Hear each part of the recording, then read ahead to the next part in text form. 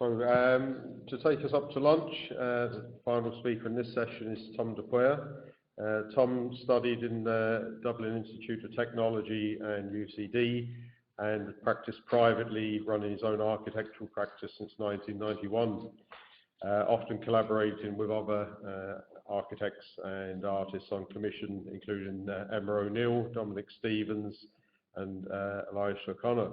He has taught at University College Dublin, as well as lecturing and acting as critic at several universities and colleges abroad.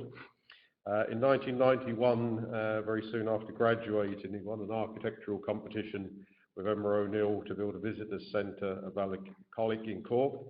And in 1996, he was awarded the contract to make a strategic master plan for the A13 roadway in Dagenham, Essex. In 2003, Tom was chosen as Young Architect of the Year at an international competition hosted in London, where he beat off a stiff international competition. The selection committee was seeking imaginative and powerful forward-looking ideas that are practically and aesthetically resolved and which guarantee a sense of excitement. A look at Tom's portfolio of work certainly marks him out as someone having a very distinctive and imaginative approach. Today, Tom is going to tell us about one of his latest projects, which is still under construction in the Spanish Arch quarter of Galway. The Solus Picture Palace provides a unique addition to the Galway skyline, and Tom will now tell us about this most challenging of projects. Thank you.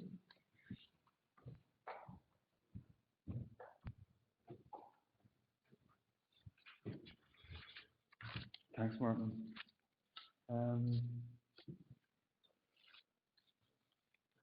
Okay, so this is this bad photograph here is of the corner of Dock Road and Merchants Road in Galway, and you can see where the 80s Dock Road came through and broke the street, and that piece there is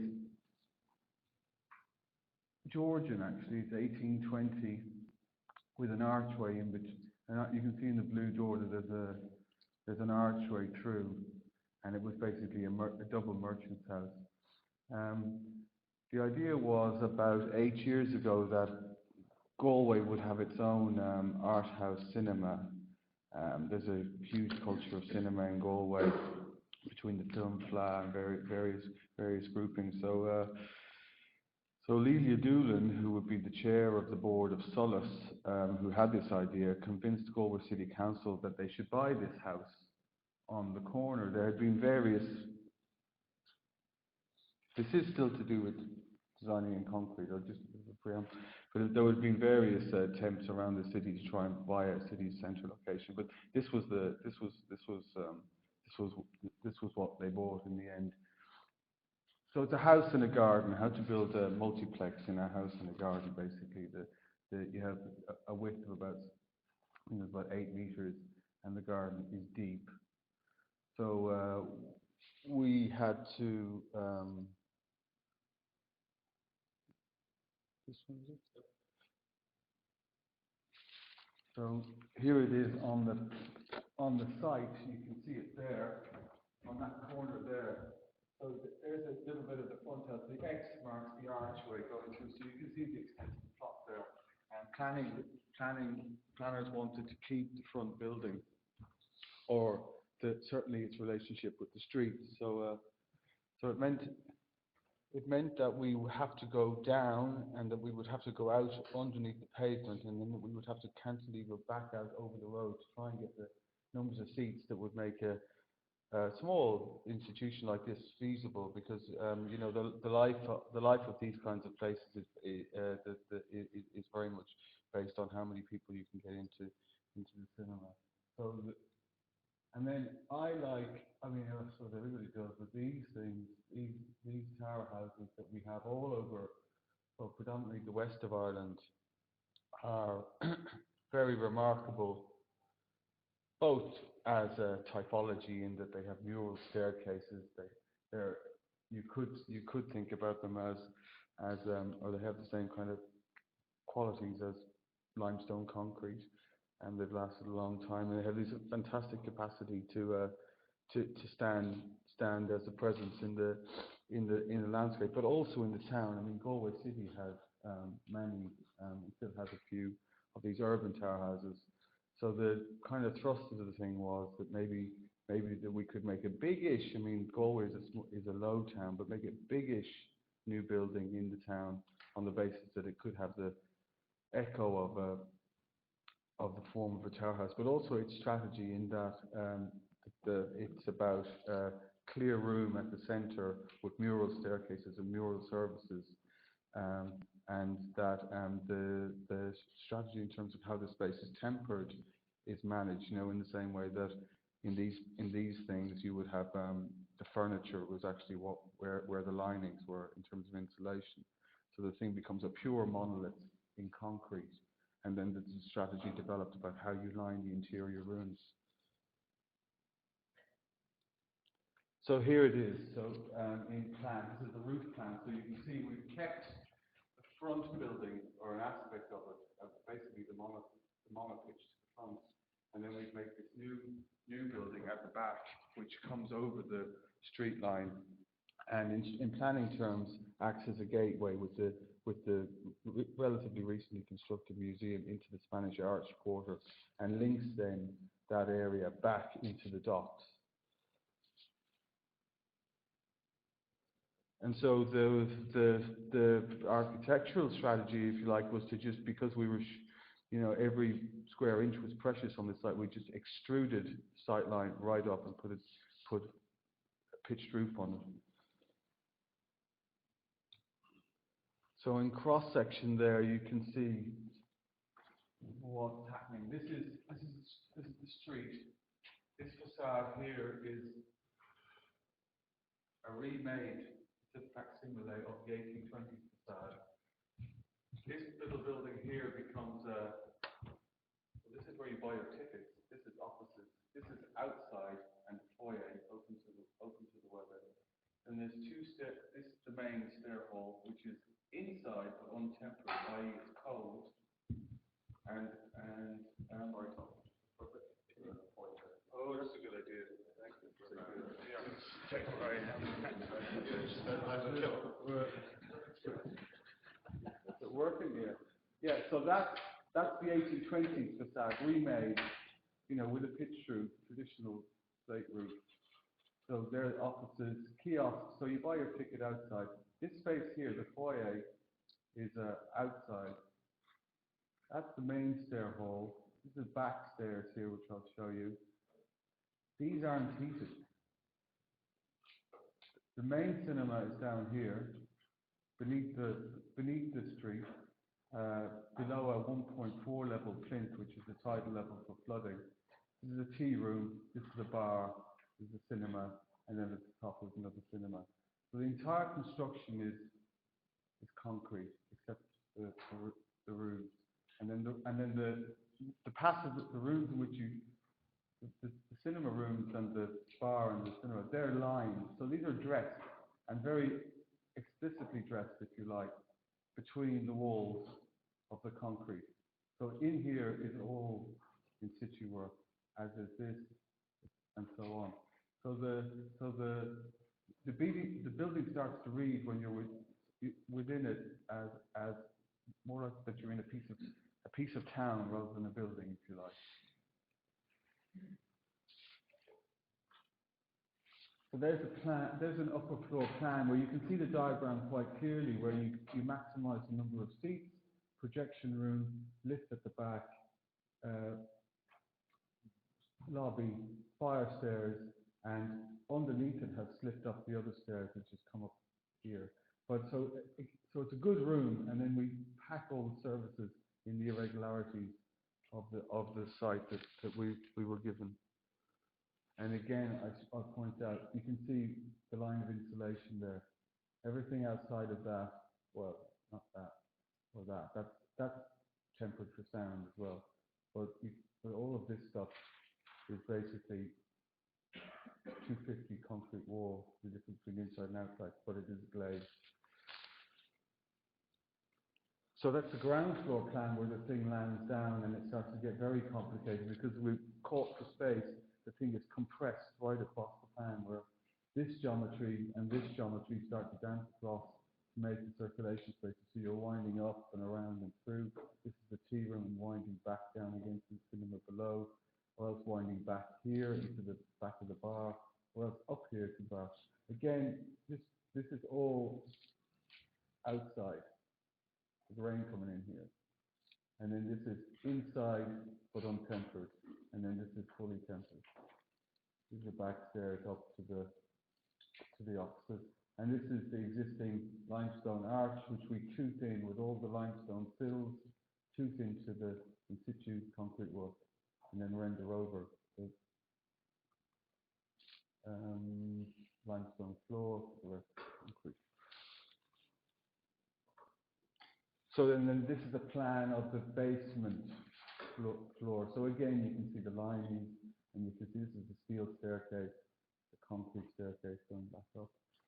Same strategy again, but this is down 2.5, 3 stories. And this was some job to dig out. It turned out to be granite, so it was quarried. It's the structural engineers at Paor. You can see the system here, C-slant wall, and then another wall inside is drained, and then the lining happened. Interesting to watch in terms of popping and so on, and obviously a very, very restricted site, very intense site in terms of getting stuff in, workability, but in particular getting material out.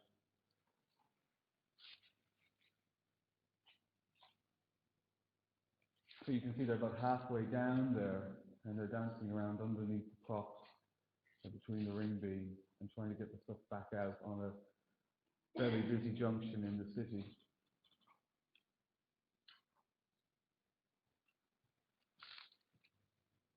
I should say Radigan's were the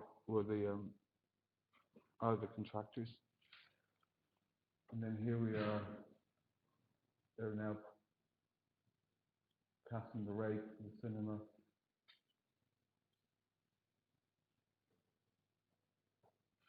And you can see there that the gable of the adjoining house. This, in the process of construction, we had there was an earlier contractor on this site, who went bankrupt. But they cracked the neighbouring house, so that had to be taken down and rebuilt.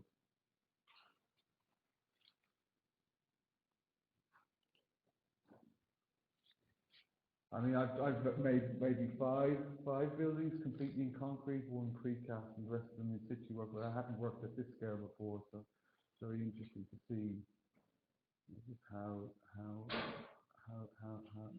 this all works.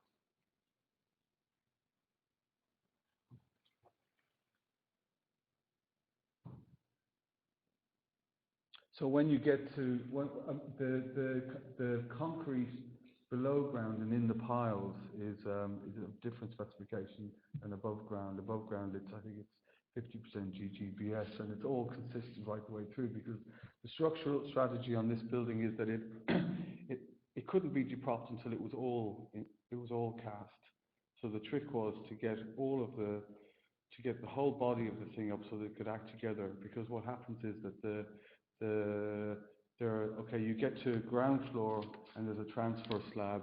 First floor, then it has to cantilever, but as the structure shifts around, it keeps transferring across each floor.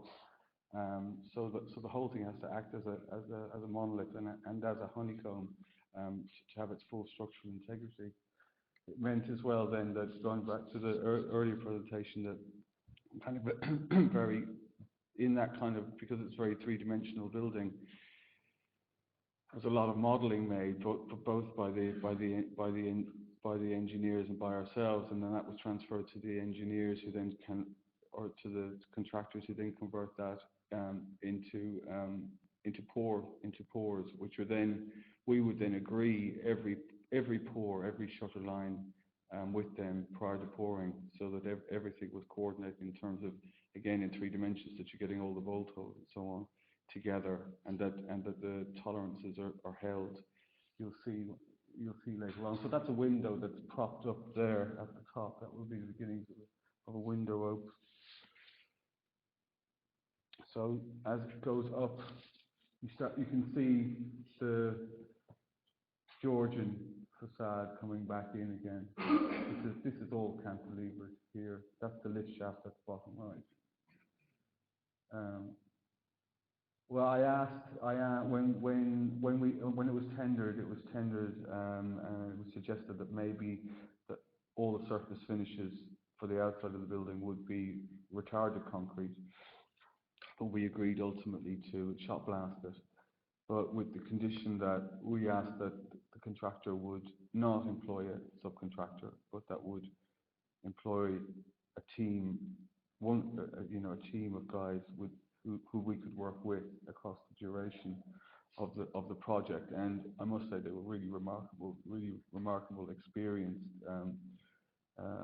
chippies, and a lot of the work is plywood. The coordination of plywood on the steel pans is very complicated, really, in trying to get things to run around. But then there's a lot of double back staircases where, okay, it's cast on the surface as you walk, but the underside is cast as well, and then it's in spaces with very complicated geometry.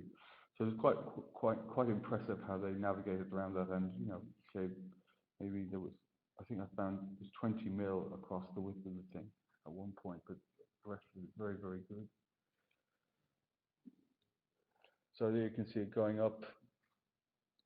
So the projection rooms projection rooms here. That back fire stairs is here. This is a solar chimney here out from the bar, so that at the top of this thing all the hot air comes up, and then the AOVs open to ventilate the bar. That's the middle cinema, and you can see the front of the building that's the front stairs here, hasn't quite been put in there yet. And again, it wrangles around the edges of the side.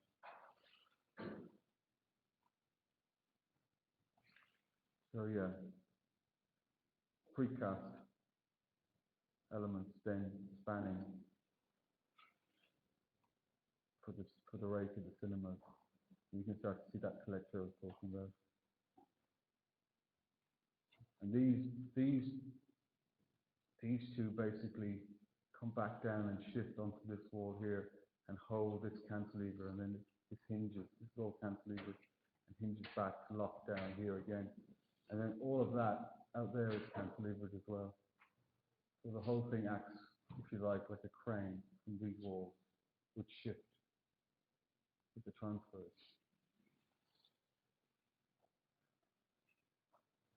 Being screeded.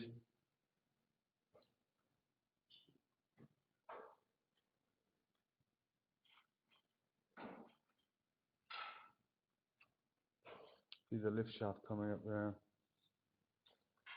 And then on top it's a ring beam and steel frame roof, pitched roof, slated.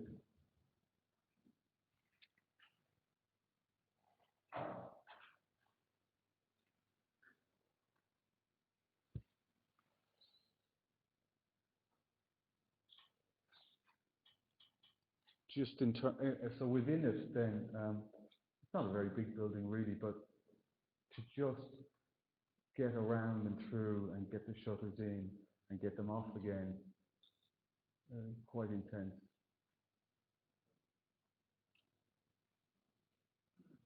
And you see this, and of course then you have the tyranny that it's all finished work, both sides, generally. So we went with shot blasting, and then large sections of the building are also ground and polished, both soffits and walls, so that any moments where there's, I had in the specification, I had that in so that I could use it as a mitigation should there be a problem. Sometimes a wall comes out honeycombed and it's too late. you can't go back, or else maybe there's a politic on site which suggests that you shouldn't go back. But there are often other ways around it. Some of this work has also been bush hammered, but a lot of it is really good. So this is the scale of the pans. They're doing 2-story pours, and every pour. There was 8 men on the chippy crew, and basically they made the building. And I like that very much. I like very much concrete. Concrete. I love concrete, but it's a hand craft still. You know, it's really wonderfully plastic, and you can make so much out of it.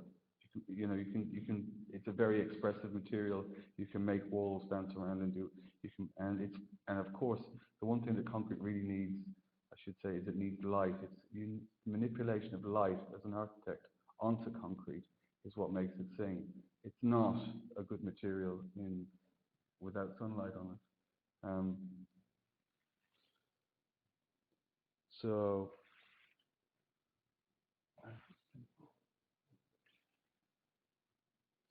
And then there's a handmade. All the staircases then are cut on site.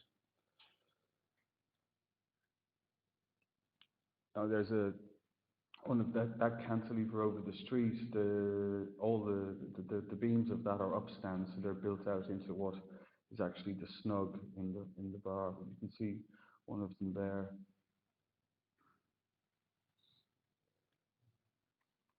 And so you get into this kind of, quite sculptural, very three-dimensional spaces. The geometries are never quite true.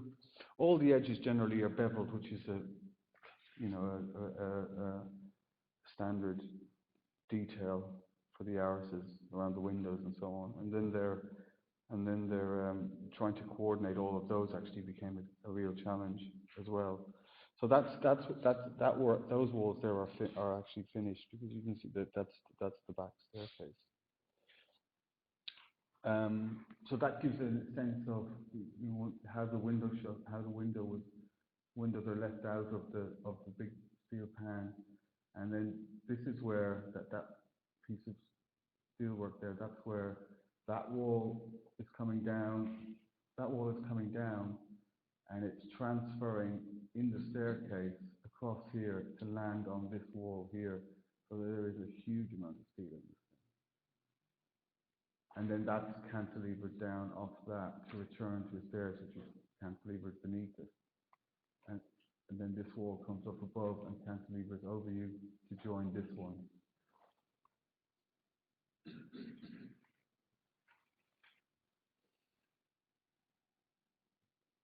And that's that space then.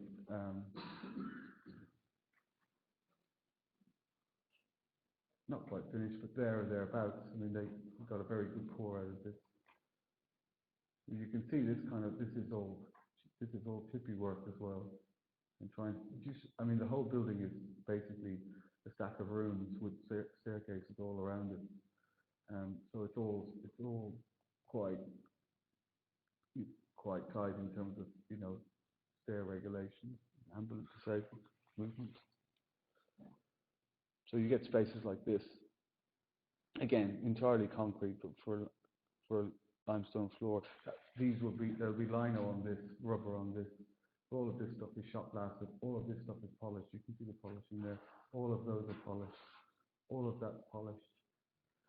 The whole facade of the little building is polished. So you can see actually here, this is where this has been shot blasted, and this has been polished. You can see the difference here with the lights on it. So this will be polished all the way up through. So when you get, if you get it right, particularly if you're grinding floors, you can actually get the quality. You can actually get concrete to be at the quality of almost at the quality of terrazzo. This hangs obviously.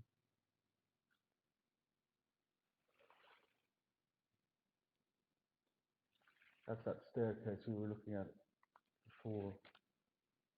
This is how it is today. So we also did things like casting letters into the concrete. So this is the gable wall of the 1820s building, if you like. So it's a 250 wall with the letters going right through it, and that becomes the air intake for the cinema down below.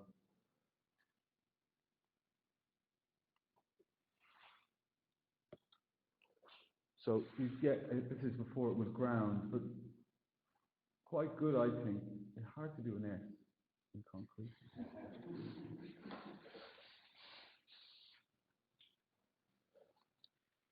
So you see it here, you know, it's quite a little cantilever, but you see up here, the whole thing is, there's extra depth in that wall just to let that happen, because then into that I'm going to set, there's blue neon to go into that, you know, like a traditional cinema.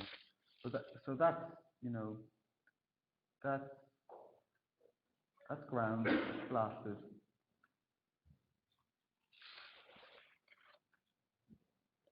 So in the coordination, this is a tender document, but this is, you can see that it has all the plywood liners indicated, and they all are coordinated by the windows. So the window and the position of the windows is coordinated to the sheet. The contractor didn't want to do that, so we said, okay, we'll straighten them all up. But that meant that we had to move all our windows as well. So the thing starts to become actually very, very much involved. In other words, that the methodology of the contractor defines actually the buildings. And I think it's good to work with the contractor to develop a method and allow the building to shift to that rather than have the methodology fight the architecture. So all of these shifted, you know, shifted left and right and so on. I don't know if I can go back, but it doesn't really matter. And then of course you have to do that with every wall in the interior as well. So and then we did this where we cast the. This is from they think, they're not sure, that it's a 16th century bas relief in the limestone bas relief in the porch of the church in Claren Bridge, which the client is very fond of. And so we had a rubber mold made of it, of her. It's an apparition from the Book of Revelations, where a woman appears in the sky, standing on the moon with the stars around her head. And we had rubber mold of it, and then a plaster cast made of it, and then we just put it into the shutter as just to see how we get on. But you can see this is, you know, it's pretty hairy stuff, all this. But I knew that we could grind this, and so these are the guys actually grinding the whole face of that back, so that all the you know, okay, you have daywork joints, but it becomes one surface again. And she emerged very beautiful out of it. And she's placed up in this, that's her there, up in this gap between the two buildings, which is polished surface. So you look at her through a window, through this wall, on that stairs, at her there. And, you know, and then the letters, just the simple thing of how do you, you know, again, this is one of the big Paor S's. Again, it's very nice piece of joinery work, and then you know, just a release agent and vibrating it really, really well, really, really carefully, and hoping for the best. And you know, and then we polish the inside of it, and then shot blast the outside of it. And okay, you know, there's bits in it, but you know, it's a lot of concrete, and I think it's a handmade thing. And actually, when you go back and try and repair things like that, you often actually lose the life of the material. So I generally would try not to repair. You take it down or keep going. There's something very strange about repaired concrete, I think. But you can see all the cantilevering here. Like all of this stuff happened on the top. The casting on an angle like that meant that the tolerances went in various places. So we had to develop this little lip detail which manages that, just to give 50 mil to the guides along the top. which I think improves the building. But I didn't know that, I didn't know that that would occur.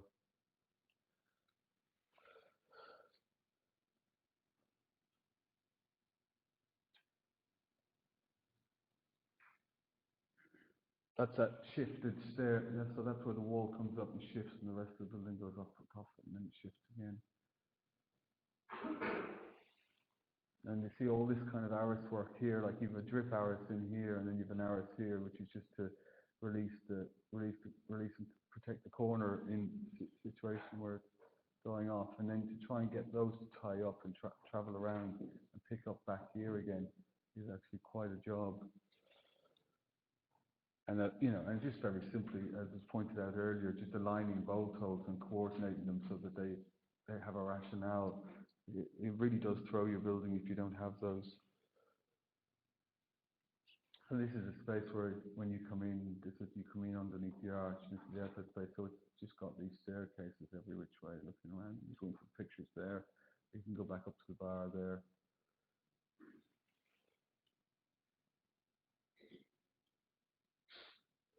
And that's a concrete. That's concrete.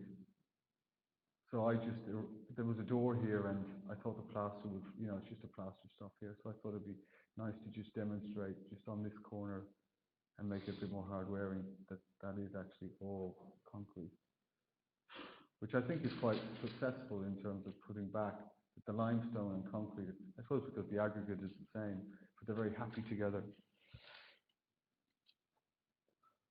That's me. That's it. Okay. Thank you, Tom.